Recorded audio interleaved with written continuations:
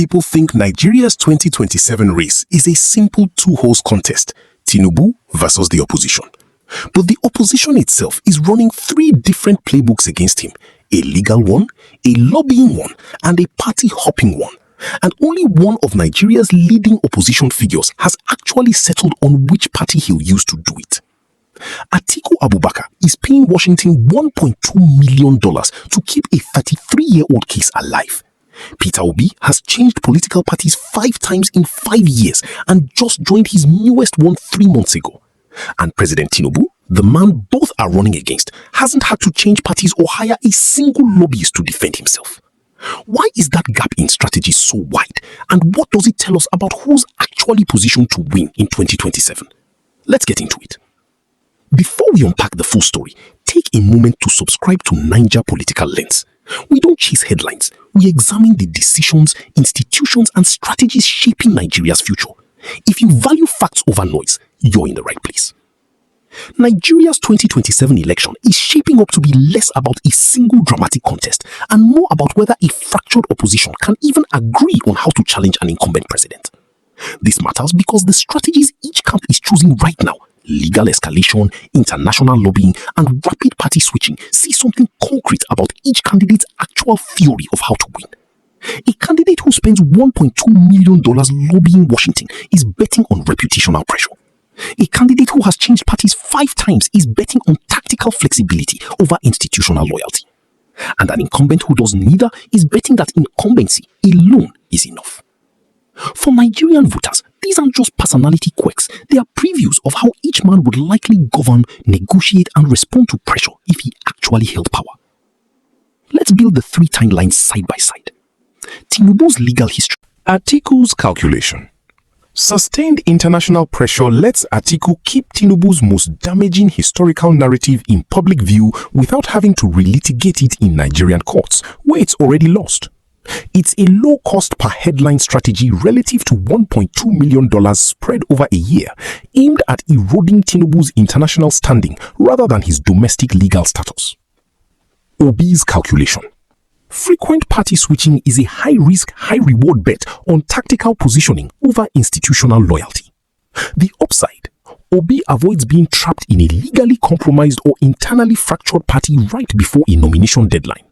The downside, openly voiced by critics, including a former presidential aide, is that repeated defection invites a he'll-do-it-again narrative that can undercut claims of principal leadership, a contrast with Obi's original 2023 branding as an alternative to transactional Nigerian politics. Tinubu's calculation. Strategic silence. The ruling APC's pattern this cycle has been to respond aggressively to some opposition claims, like the service-wide vote allegation, which it called baseless, while largely declining to directly engage the forfeiture lobbying story.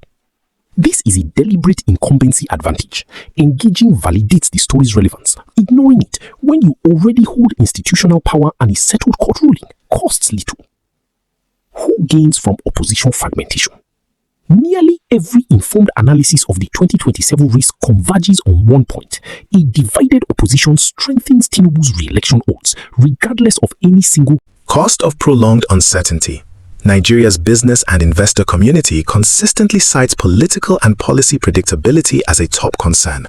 A fragmented opposition landscape, 5 party changes for 1 major candidate, ongoing international lobbying disputes involving the sitting president adds to a broader perception of instability that can factor into investment timing decisions even when the underlying issues are primarily political rather than economic.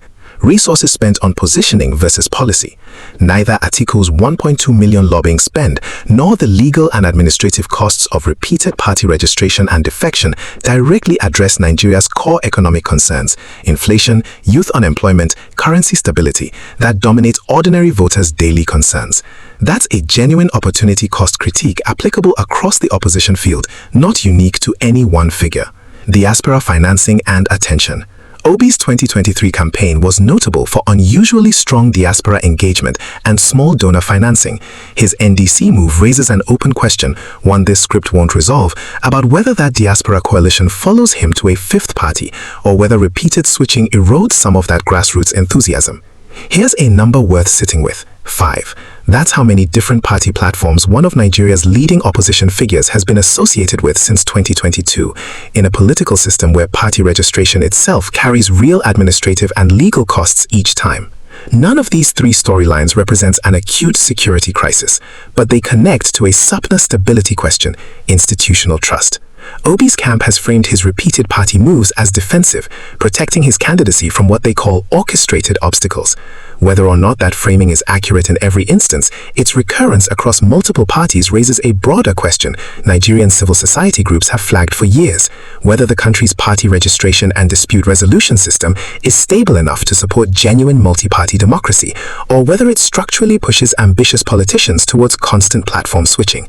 A political system perceived as unable to referee its own internal party disputes fairly is, over time, a stability concern in its own right, separate from any single election's outcome. United States. Beyond the unresolved lobbying campaign, no official U.S. government position has been taken on Nigeria's 2027 field. Historically, the U.S. has avoided public positioning in Nigerian domestic electoral contests, preferring engagement through standard diplomatic and democracy support channels. ECOWAS and African Union. Neither body has commented on Nigeria's internal opposition party dynamics. This remains, as with prior cycles, treated as a domestic matter. Comparable democracies. Frequent party switching by prominent politicians is not unique to Nigeria. It's a recognized pattern in political systems with weak party institutionalization, including in parts of India, Eastern Europe, and elsewhere in West Africa, where personal political brands often outlast the parties built around them. Nigeria's pattern fits a broader documented phenomenon of personality over politics, common in newer or less institutionalized democracies. Diaspora communities. Nigerian diaspora political engagement, especially the obidient movement that first emerged around Obi's 2023 run, has consistently drawn some of the most active international attention of any Nigerian political constituency, and diaspora reaction to his NDC move has already generated substantial discussion, per the sourced defection coverage above. If personality over politics is common elsewhere too, does that make Obi's approach smart adaptation, or a symptom of a deeper problem? We'll weigh both readings in the counterarguments. On ATIKU'S lobbying, the case against. Critics like Shehu Sani argue this undermines Nigeria's own judicial authority and risks reputational damage to the country as a whole, not just to Tinubu personally, by inviting foreign scrutiny of a settled domestic matter. The case for. ATIKU'S camp argues the underlying U.S. court record is real and independent of the Nigerian court's ruling on electoral eligibility specifically, that disclosure and eligibility are separate questions, and Nigerians deserve full visibility into the former, regardless of the latter's legal outcome. On Obi's party switching, the case against. 5 platform changes in 5 years is, on its face, difficult to reconcile with a political brand built partly on being different from transactional Nigerian politics. Critics argue it signals the same institutional instability Obi's movement claims to oppose. The case for. Obi's camp argues each move was reactive to genuine external pressure, internal LP crisis, then ADC legal uncertainty, rather than opportunistic, and that adapting to hostile conditions is different from abandoning principle. Where genuine uncertainty remains, whether Obi's NDC platform proves more durable than his previous 4 is simply unknowable at this point. Whether ATIKU'S lobbying campaign shifts any actual diplomatic outcome remains unconfirmed, and whether a fragmented opposition can still defeat an incumbent, as history in several other democracies suggests is difficult but not impossible, remains genuinely open. If this analysis is helping you see the bigger picture, click the like button. It tells YouTube that thoughtful political conversations deserve a wider audience. Scenario 1. Continued fragmentation. ATIKU, ADC, Obi, NDC, and potentially other regional figures all run separately in 2027, splitting the anti-incumbent vote much as occurred in 2023, likely favoring Tinubu's re-election under Nigeria's electoral rules, which do not require a runoff majority in the same way some other democracies do. Scenario 2. Late coalition consolidation. Pressure from shared donors, diaspora constituencies, and coalition strategists, echoing Babachir Lawal's Obi-Kwakwanso analysis, could produce a late-stage electoral pact, even without a formal joint ticket, for instance, regional vote-swapping arrangements rather than a single presidential ticket. Scenario 3. The lobbying campaign becomes a genuine 2027 issue. If Shehu Sani's unpatriotic framing gains traction domestically, ATIKU could face a credibility cost that reshapes the opposition primary conversation well before the general election. Signals to watch: whether Obi's NDC registration survives INEC's nomination deadlines without further legal challenge, whether any formal Obi-Kwakwanso ticket or pact materializes beyond analyst speculation, whether the Trump administration issues any statement on the forfeiture documents, and whether other opposition figures publicly distance themselves from ATIKU'S locking approach, as Shehu Sani already has. The next few minutes connect all the pieces together. Stay with me, because understanding what happens next may be even more important than understanding what has already happened. We opened by asking why the gap in strategy between these camps is so wide.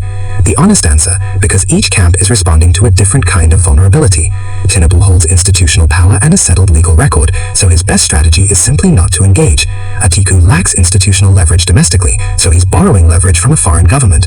And Obi lacks a stable institutional home altogether, so his strategy is mobility itself. Staying wherever gives him the clearest path to the ballot. None of these strategies is inherently illegitimate, but only one of them, incumbency plus institutional silence, has actually been tested and proven to work in Nigerian politics before. The other two are, genuinely, open bets.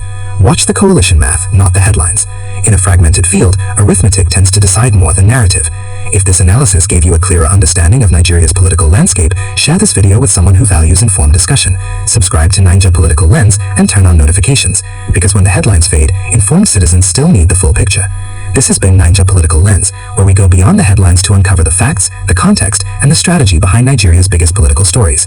Thank you for watching, and I'll see you in the next analysis.